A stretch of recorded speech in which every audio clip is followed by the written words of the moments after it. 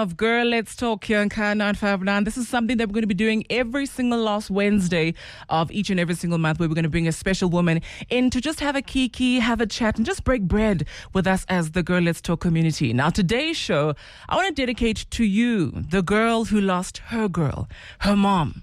And I'd love to hear from you in terms of what your healing journey looked like. From the moment it happened to those particular steps afterwards. What did that look like? And I don't want pretty answers. I want real answers as well. And also, how does she show up for you? Because I'm pretty sure there's particular personal and signature ways in which she shows up. All right? So make sure to send that through. I want to play that throughout the hour. Now, to our special guest. She's the Lozi Han in her Lozi world. Mpho Wa Badimo. Hello, my darling. Thokozani. Hello, how are you? I'm good. How are you? I'm wonderful.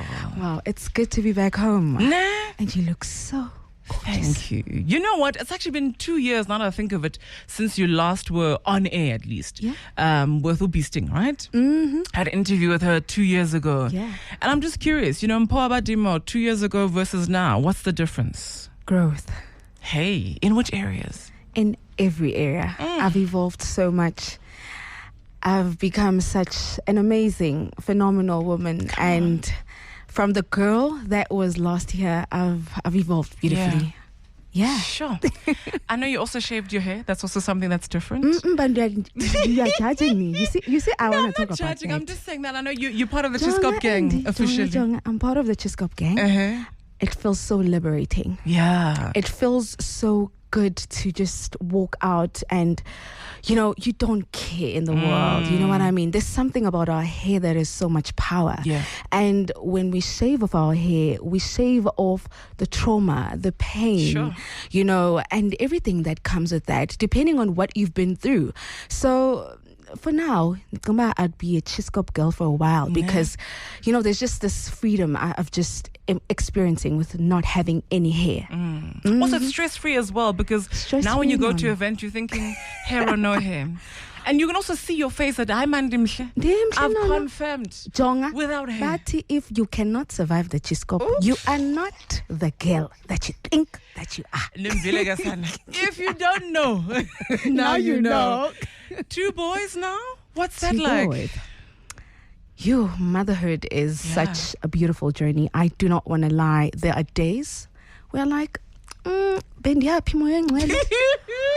I am grateful for my kings, because I always look at my boys. I'm like, if it wasn't for them, I do not think I would be the woman I am today. And you grow every day as an individual, as you are parenting your kids, because they are individuals as well. Sure. So when you see those little changes in behavior, you also see that, let me correct myself. Maybe I'm doing something wrong. A pattern, because there's a parenting pattern that we pick up from how we brought up. So some things I'm like, let me just be a little lenient. And on some areas I'm like, it made sense. Why? So I'm there. I'm enjoying it. It's not, something someone can teach you. You learn as you go, because abantwana abafani. Yay. And abafani. Abafani, no. You know what? I think I've been witnessing you, particularly on social media, I think for the past month, if not 2 months. And it seems like there's a bit of a resurgence where you are coming out in some way as your true and authentic self. Yeah. I'm just curious, why is it that you chose to be this vulnerable and open with us as your audience? Because also you don't have to be quite honest. It's your social media, you can share. Yeah. What has brought on this particular resurgence of Mpho? Grief. Grief changes us in every way. Yeah. And there's a part of you that dies with the loved one that you lose. And we normally look at grief like it's mourning, like last 6 months, last 12, but it is not. Grief is a pain that you learn to live with. Yeah. And through the pain, there is a rebirth of something beautiful inside of you. And I think for me, I took my grief and took it as power. There was a point whereby I was not functioning, Andy. Grief can do so much to you. It can lead you to a dark hole where you can't get out. But Ndidikiwe zi dark holes. I am so You want the over light. the dark holes. But I thought, what would my mom want me to do? Yeah. And that always sits with me every day. She would not want me to be sitting in bed crying every day. Although those days are there, but I don't want to dwell on the pain. I want to dwell on the love that still lives inside of me. That is a reminder of the woman she birthed and the woman that I am becoming today. Sure. I want to dwell in the love. Wow. Mpho Wa Badimo, there's so much to talk about. Good Okay. morning. But it is we are a music radio station. So course. gotta play some music. But we're gonna get into that conversation. I definitely want to speak about your journey in mourning, in grief, and so many other things that you've experienced as well. Our chat with Mpho Wa Badimo for Girl Let's Talk continues in a bit. Please make sure to send through any questions you may have. I'm literally resolved and reserved particularly 5 minutes of this particular hour just for you to chat to her. If you have words of encouragement, please send that through right now so you can reserve your spot to say that through. Ubo Mabumanga, Ute, this is your song. I love it. Why? It's always a reminder that ubomi abumanga It doesn't stand still. asobe abekhona ofana nawe. Hey, do you know El Labagazi? Yeah. So Labagazi sent a message. Oh no. Uti, please pass my loving regards to Mpho, my baby. Tell her I said munyo munyo, kanyo munyo munyo. Munyo. It's been a hard couple of months, but keep your head held up high and continue to shine. Oh. Who's Labagazi? Oh. Lavagazi is my spiritual mother. Wow. She's the Wami, and we come very far. Hey, me and that woman. And it's been hectic since mom left, and she's just been trying by all means to fit in that. And we telling her that, you know what, rest, it's okay. I saw Baba Konofana naye, but I love you, and I love you for who you are. Yeah. So she's such a special person in my life. Sure. Thank It's so beautiful to actually have people who actually circle and surround you, especially in a space that you're in right now where you are a healer, but you are in need of healing and just a space for you to be able to just wail. You know what I mean? Yeah. Who, what, where have been those spaces for you to just wail? My brother. Really? Older, younger? Older. He's here. Oh, Boti. Hello, Boti. Everybody thinks that he's my man. Tata, my man. And I've always been trying to explain that, no, guys, I know his heart, but you know what I mean? My brother. We have such a bond that we are past the stage of brother and sister. We are best of friends. We are twins. And we go through everything together. And we were a team. It was me, him, and my mother. And now that mom, is not with us anymore, it's just me and him. And it has, if anything, strengthened our love and bond for each other. Wow. So I am able to be vulnerable around him and be myself.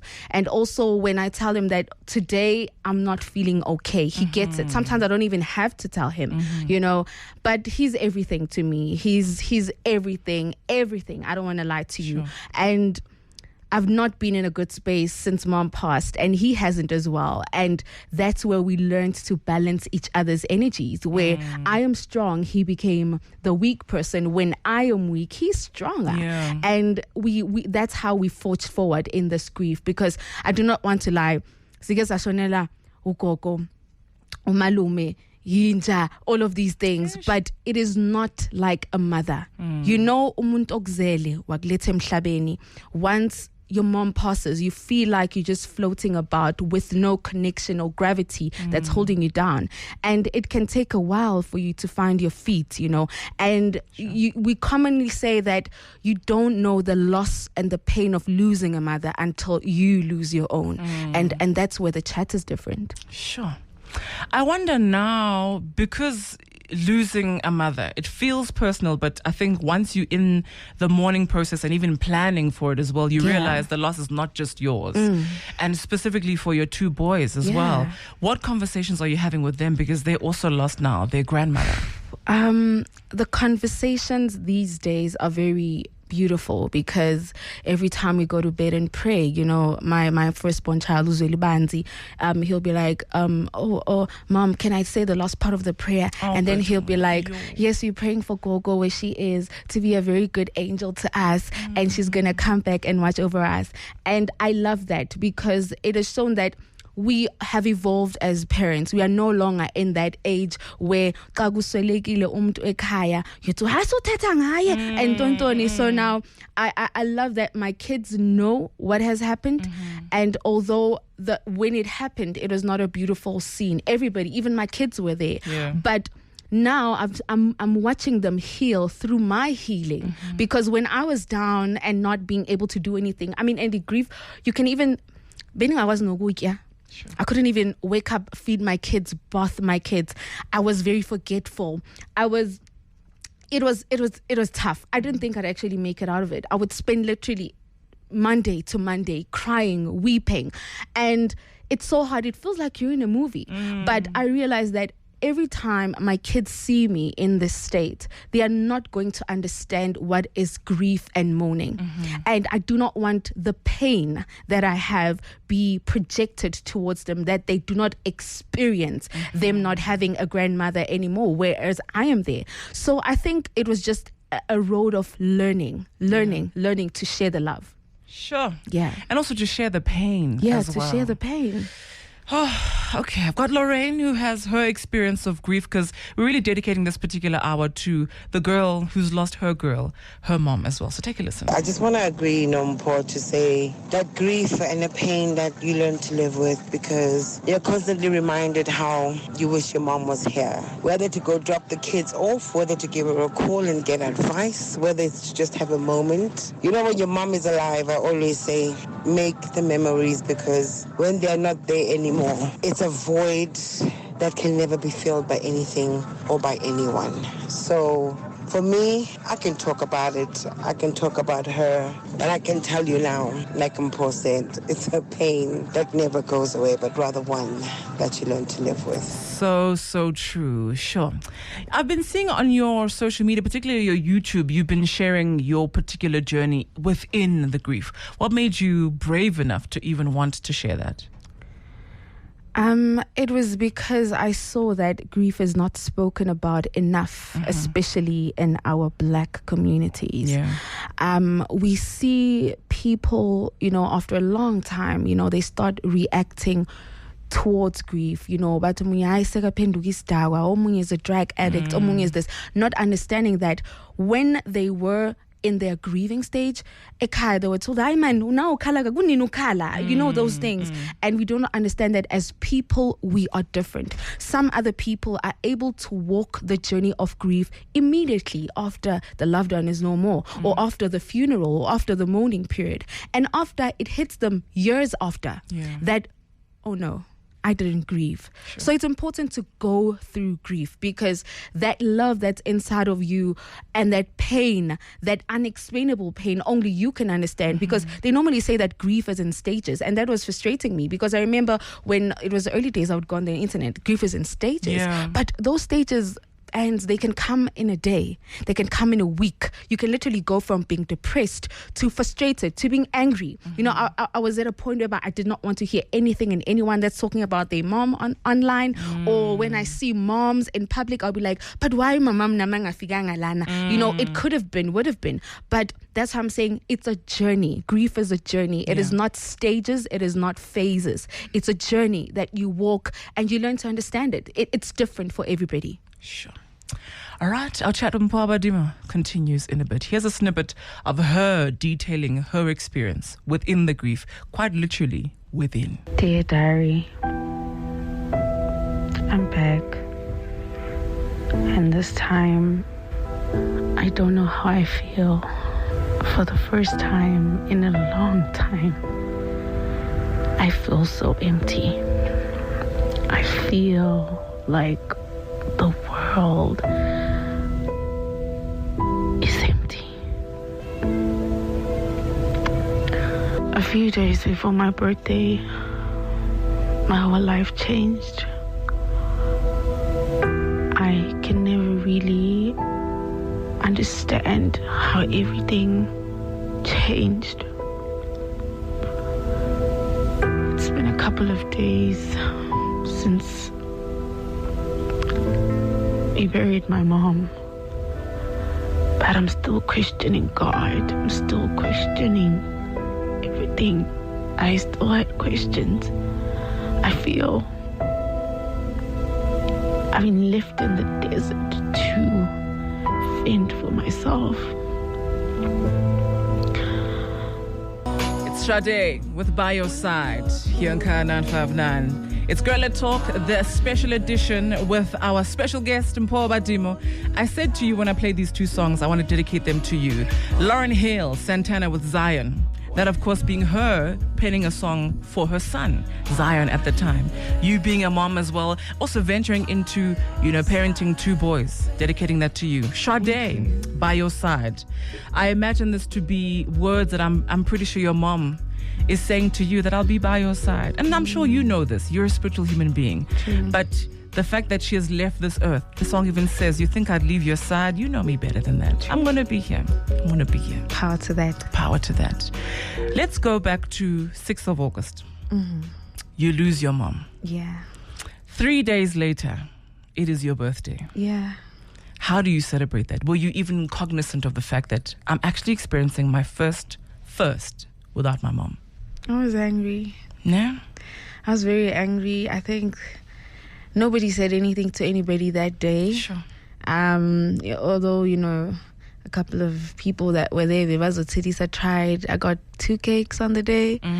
It was like, the kids can have them, but I was like, it's not the same. Literally, this day will always be a reminder of, this is the day that my mom birthed me so and so years ago, and now she's not there. Couldn't she have waited at least? Because a couple of days before that, I was talking to her that, hey girl, I'm hitting the big 3-0. What are we doing? Because we didn't get to celebrate your birthday. And she was like, I don't know, because that next weekend I had an event to attend with the Z Nation Fest, and she was like, I was complaining about an outfit, that my outfit is not coming together, and she was like, I don't even think you're gonna go to that event. Maybe you might be here at home. I was looking at her like, Sure. What is she saying? Because the event was literally on the 9th. So I was like, I don't want to spend my birthday at an event, so let's see what we're gonna do. So the 6th came, and I was numb. I was numb, and I made a personal decision that I don't think I'll, for now, until I'm okay, I'll ever celebrate my birthday. My birthday will be something else. Will be more like a day of rebirth, when I, because it's bittersweet, because whenever she would talk about also the birth story of Lamine Ndazalangayo, it was such a painful experience. She would talk about it and sometimes cry and said, I didn't know that my kids, I was birthing so much power, and it made sense, everything, and birthdays, for now there's nothing to celebrate, and especially when it comes to that, because it's not the same without her. Even on Sundays we used to sit together, in the house, listen to Kaya, listen to music and cook, but it's so hard to do that. I feel like she's missing. Even when I go to the gravesite, it feels weird. I'm like, are you really gone? And I won't see you again. You scroll your phone looking for those conversations, the voice notes, the videos. That is what I always tell people that I meet, that as soon as, or rather, no mama, enjoy that time you've been given, because you'll not be here forever. But make sure you capture the memories as much as you can. Record her. Even on days she's angry, record her, because once she's gone, you look at that and be like, I miss her shouting at me. I miss her doing that. And I think that's where I'm at. And all these memories that I've captivated, I'm keeping them for my kids. Sure. Yeah. You mentioned earlier that, when your mom passed, you had questions. You questioned God. What were the questions? Why now? Yeah. I still needed her. She, she's been such a big pillar to my lives, my brother's lives.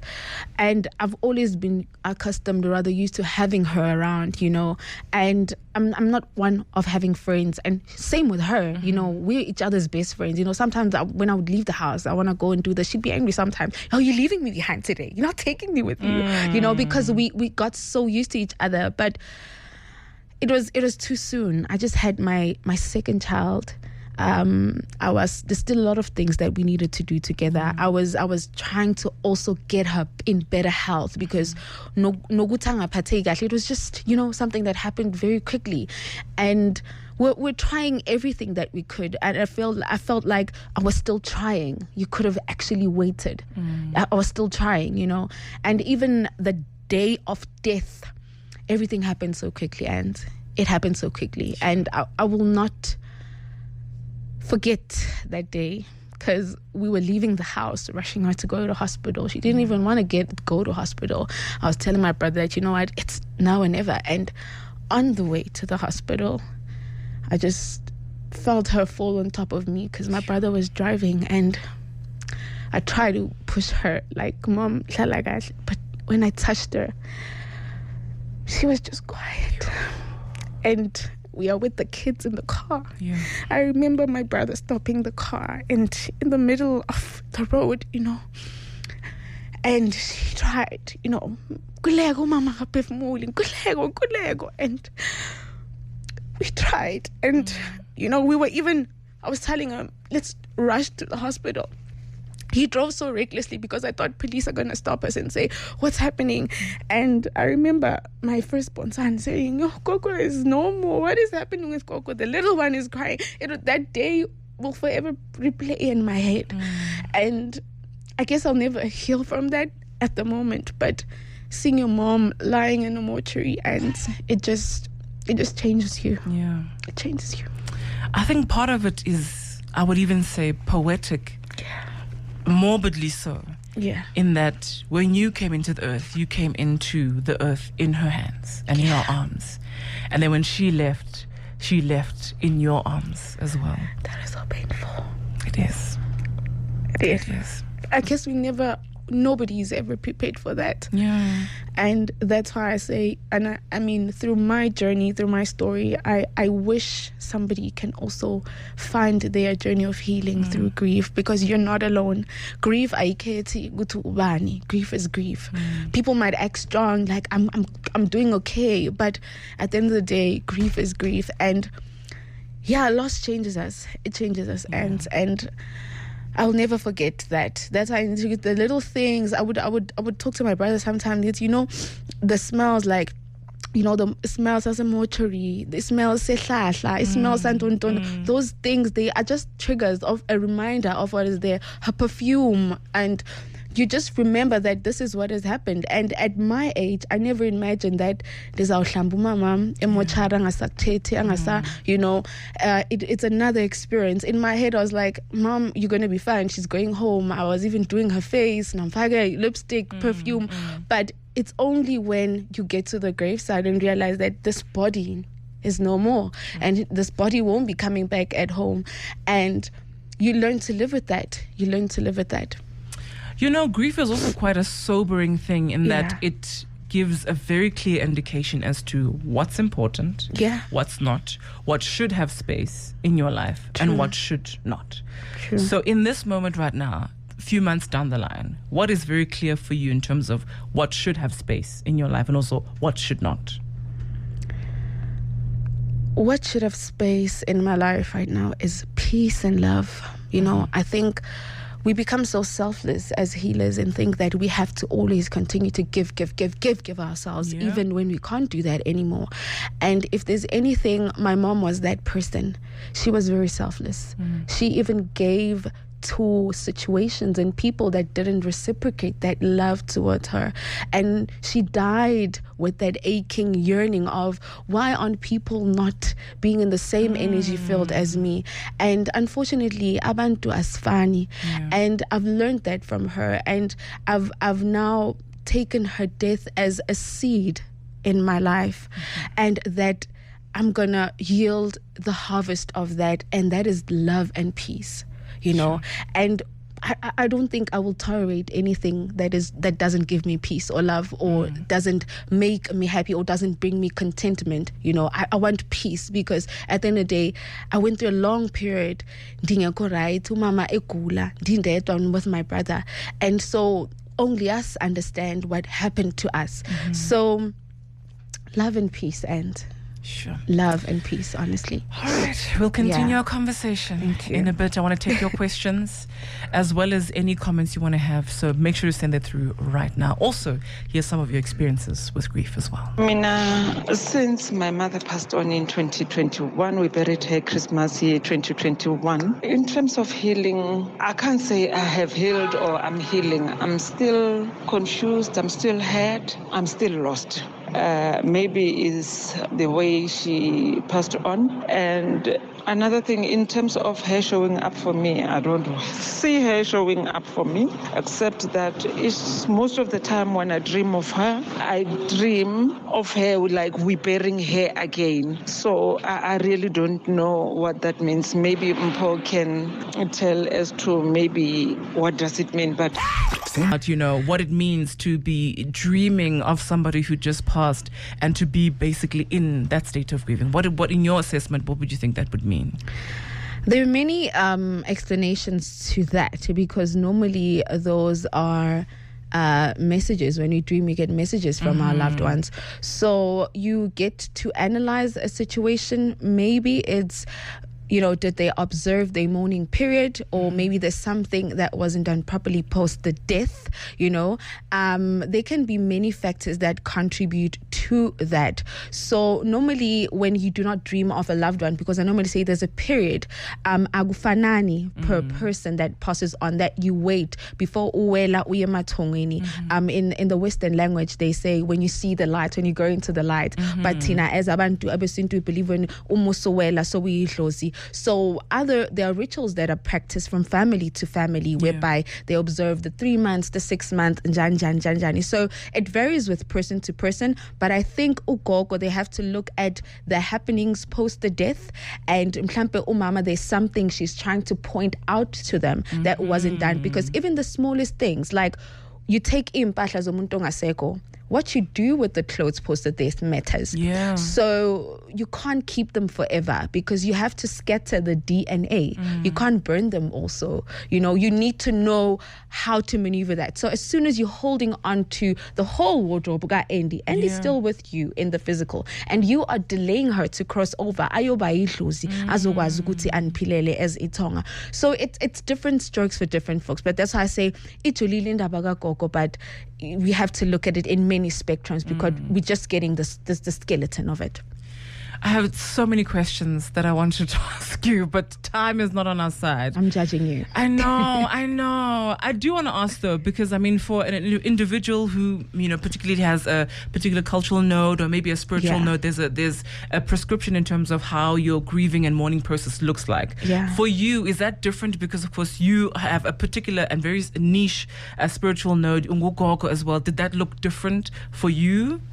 Yeah, that was very different for me, because as maumtana hlozi, particularly umtana wensimbi, you don't you know, awuzile awunxibi sibanjalo. Yeah, only don't get distracted here. I'm getting distracted. I don't need this in my life right now. You do not. Basically awuzila ngisho kuyazilwa, and irregardless uyafaka impahla for that particular period, ensuring ukuthi umuntu akasekho, etc. So when it comes to me, ngokwe indlela esiqhuba ngayo, indlela ethaba ngoma, immediately when you umuntu ongasekho niyongcwaba, that day you're supposed to be taken uhambe uyehlani uyohlanjulula ungayi nasemathuneni, you'll go afterwards, you know, to avoid izinto zokuzila and all of that, and life continues for you, but you have to grieve, obviously. But ukuzila, it's something that we don't do, but we have to cut our hair. We have to do that.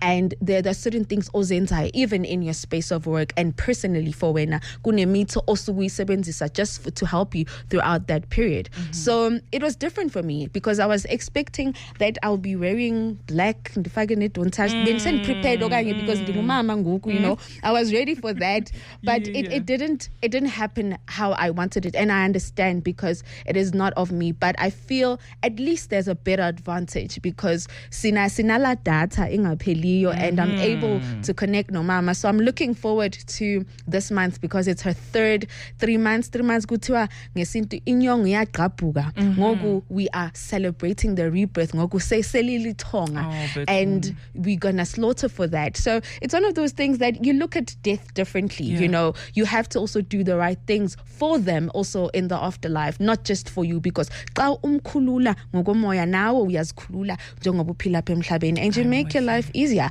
because you find that some people find their lives are stuck, but maybe it's because of that one little thing you didn't do right. Putting religion aside, putting all of these other things, we are African at the end of the day.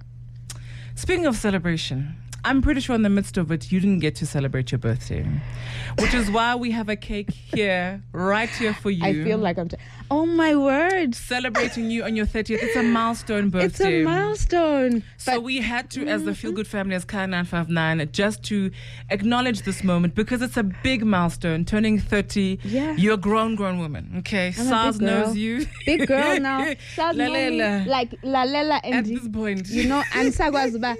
Yonke into bathi jonge wena kubani bani uyagula kufuneka wena, so yeah ndimdala. We didn't light the candles because I want you to light them yourself, okay, when you are ready and when it is a celebration for you. So when you're ready, you're gonna light the candles, but from us to you, Mpho, thank you, happy birthday. Thank you. Please celebrate this chapter. Thank you. Ziyakhala but kumnandi. It's not a dirty 30, it's a flirty 30. Come on. And yes, but thirsty. It's but listen, you're thirsty for who Mpho is. You're thirsty for the zest of life. Yeah. So therefore, we're declaring it the 30 of Mpho becoming thirsty. Mpho Wa Badimo, we've run out of time. I'm late for news. Ning forgive. Thank you so much for being Thank you for having me. Thank you for everyone that's listening. Magwande, thank you. I think we should do it part 2 sometime. Of course, please. So the door's very I'll open be back. for you. I'm releasing a book very soon. And I'm having my own podcast very soon. Yes. And I'm releasing a line of alcohol. So definitely, I'm going to be back. On the thirsty. Be thirsty. Yeah, you're going to go. Anyway. Mpho Wa Badimo. Thank you.